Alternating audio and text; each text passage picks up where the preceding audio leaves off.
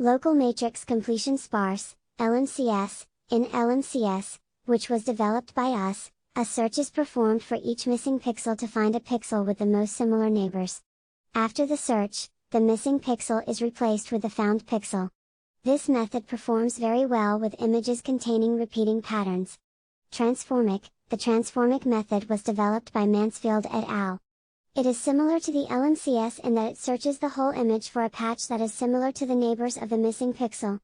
However, this method transforms and rotates the searched area to find a better match.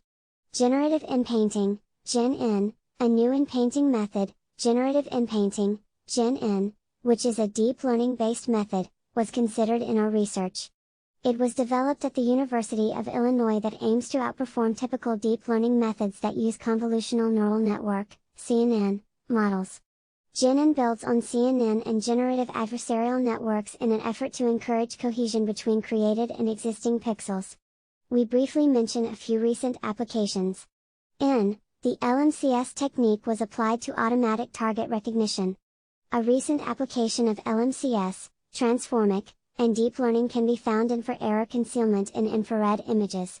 In the lecture by Quan et al., a number of conventional and deep learning methods were applied to digital terrain model, DTM, extraction.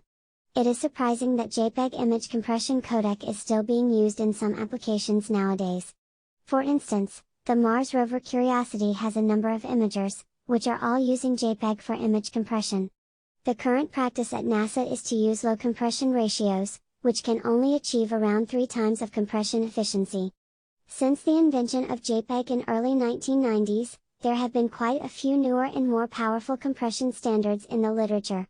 In the past few years, there are studies on evaluating a number of compression codecs that can achieve perceptually lossless compression. The findings showed that it is feasible to attain 10:1 compression with almost no loss of image quality.